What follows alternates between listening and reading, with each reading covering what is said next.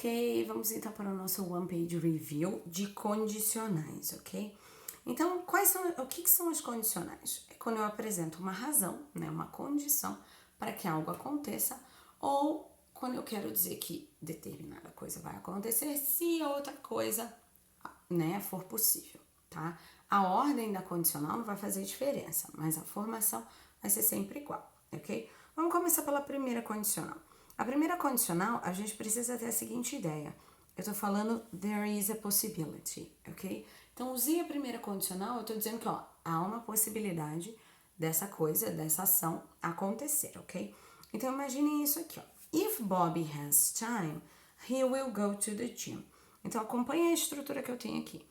Eu tenho if, que é a marcação da condicional, tem um verbo no presente, e aí na sequência, will, ok?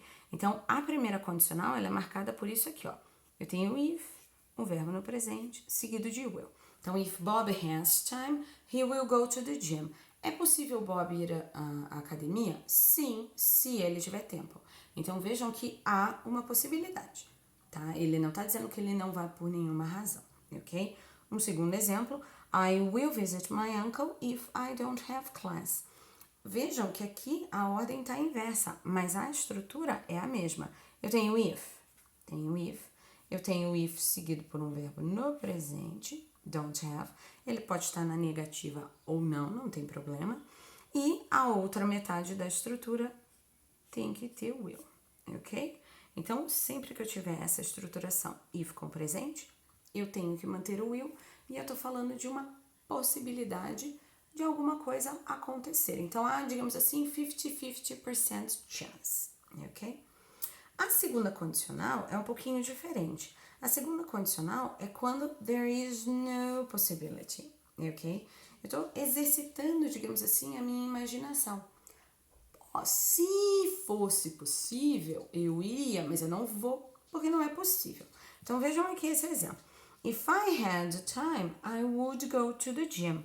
Então, eu tenho a marcação do if, tenho o verbo no passado, na sequência, eu tenho would go, ok? Então, a primeira condicional é if com presente will, a segunda condicional, if com passado, would, ok? Então, essa daqui vai ser a minha, digamos assim, a minha fórmula da segunda condicional. E eu vou usar a segunda condicional quando não há a possibilidade de uma coisa acontecer, mas eu estou exercitando a minha imaginação. Ah, se desse, eu faria. Ah, se eu tivesse tempo, eu faria. Mas eu sei que eu não tenho tempo, eu sei que eu não vou poder fazer, ok? Então vejam aqui, ó. Mike would go to the party if he didn't have to work. Mesma estrutura, tenho aqui o would, tenho o if, tem o verbo no passado. A ordem tá trocada, né? Eu coloquei o resultado, digamos assim, antes da condição, mas não afeta a estrutura, beleza? E aqui tem um detalhe bem importante, que é o if I were, ok? Na prática, quando eu falo que a gente está usando aqui o passado, a gente está usando o subjuntivo, mas fica mais fácil para a gente entender que é o passado do verbo, tá? E a exceção vai ser o verbo to be. O verbo to be, a gente sabe que ele tem duas formas no passado, certo? Ele tem o was para I, he, she, it, e ele tem o were para as outras pessoas. Quando eu estiver fazendo condicionais, vai ser sempre were, ok? Então, nas condicionais, sempre que a gente estiver usando a norma da língua, a gente ignora um pouquinho a existência do was. Então, vejam esses exemplos. If I were you, I would buy the blue coat, ok? A estruturação não muda, ó. Eu tenho if, o verbo no passado, seguido do would, ok? A única diferença é que eu estou usando aqui I. Se eu fosse fazer passado simples seria was, mas nesse caso vai ser were. Nunca posso usar was? Formalmente não. A gente escuta pessoas usando was, mas não é a opção correta. É uma informalidade da língua que quando a gente escreve, quando a gente está fazendo um texto, compondo alguma coisa, sei lá, fazendo um texto para uma universidade, o ideal é que a gente mantenha a forma culta que é were, ok? Então, vamos tentar completar aqui só para a gente fazer como exercício. Então, if I married Tom, I'd be happy. Vou usar would ou vou usar will? Bom, vamos ver as marcações. Eu tenho if seguido de um verbo no passado. Se eu tenho if com o passado, eu tenho que usar would. Então, would, ok? If I married Tom, I would be happy. Tem aqui um segundo exemplo. She will pass the test if she... a lot. Então, imaginem aqui, ó.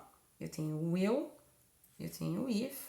Tá me faltando aqui um verbo, ok? Bom, pela lógica da frase, she will pass the test if she studies a lot. Lembrando que aqui, ó, se eu tenho will, o meu verbo tá no presente. Então,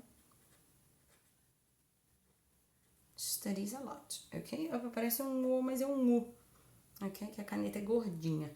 Então, she will pass the test if she studies a lot. If I marry Tom, I would be happy.